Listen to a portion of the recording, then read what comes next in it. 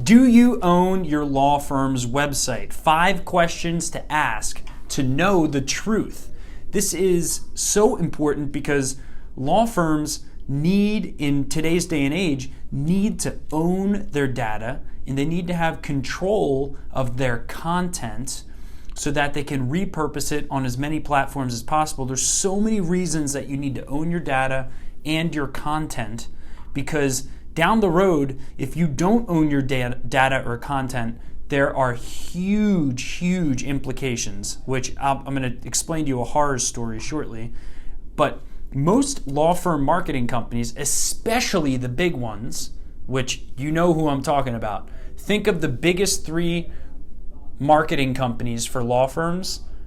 Yeah, those big 3, 4, 5 all like to hijack ownership of your website, because if the marketing doesn't work, for example, you sign up with one of these big, firms that market your law firm, and you sign up for SEO, you sign up for Google Ads, you sign up for social media management, all these combo of services, and if the marketing doesn't work, their strategy, this is a business strategy, which makes sense for them but not for you, is they will claim ownership of your website so that if the marketing doesn't work, they can hold your website hostage so that you don't cancel services with them. So it's a pretty low blow to lawyers who are busy and don't have time to read all the fine print of their law firm marketing contract. So if you don't own your website in some way, shape, or form, and you want to gain ownership of it, you're going to have to essentially buy it from someone. You're going to have to either buy the content, the hosting, or the design, whatever. You're going to have to buy it from someone. Otherwise, again, you're going to be put at risk of not owning your data and not owning your content. The painful horror story I want to explain is someone who is with one of these big law firm marketing companies, which if I said the name, I'm sure you'd know, was with them for 10 years, okay, and decided that he wanted to take his website and put it on his own hosting platform and put it on WordPress so that he could have more control over the content. And lo and behold, after 10 years, thousands of dollars a month for 10 years, you calculate that, it ends up being, almost like $500,000 in terms of how much he spent with this law firm marketing company after 10 years. And can you believe he didn't own one piece of content on his website? The only thing he owned was his URL. So he had to spend another $10,000 to buy the design rights and the content rights for his law firm's website, which had hundreds of pages of content on it after 10 years. So the reason this sucks is because if you don't pay this additional buyout fee with some of these big companies, then you don't get ownership of your content.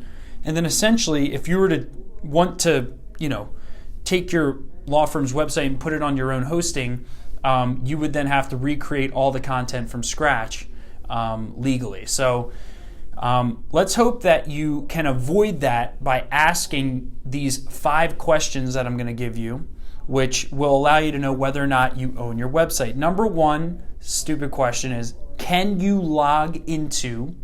You have to answer yes to all these questions, okay, in order for you to own your website. Number 1 is, can you log into the back end of your website and make changes to it without someone else having to make the changes? So number 1 is, can you log into the back end of your website? Okay. Number 2 is, do you own your URL or domain? So if it's, johnsmithlaw.com, do you actually have ownership of that URL stored somewhere? Okay. And then the best way to clarify this is, are you paying every year, 3 years, 5 years for the renewal of that domain? Okay, that's the best way to know whether or not you really own your URL, okay, your .com. Next is, do you own the content on your website, both written and visual? And what I mean by that is, do you own the copyright? Okay?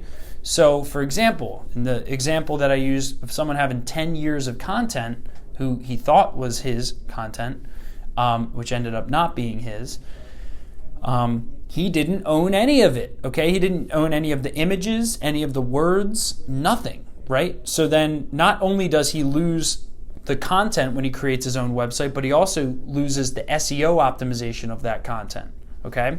So can you log into the back end of your website? Do you own your URL, okay? Do you own the content, which includes images and the written content, the written word on your website, okay? And the best way to know this is, did you write it yourself? Did you clearly contract someone to write it? And if you clearly contracted someone to write it, look at the contract that you signed, and does it say in that contract who owns the content? If it says nothing, you own it. If it says that they own it, then they own it, and that's a big problem, but you can probably buy it out. Okay, number 4 question is, do you own your hosting? Again, the best way to know this is, are you paying a monthly fee for hosting your website, whether that's on GoDaddy or another website? Again, you need to be seeing credit card transaction charges for your hosting plan to actually know that you own your hosting of your website. And then the number 5 question is, are you absolutely positive that you are not renting your website from a law firm marketing company or from a general marketing company? Okay?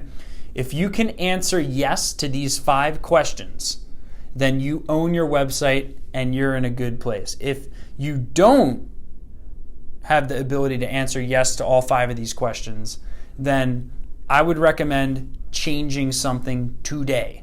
Because without ownership of your website, you will have a limited ability to retarget people who visit your website. You'll have a limited ability to leverage Google Analytics data. You'll have a limited ability to repurpose the content that's posted on your website.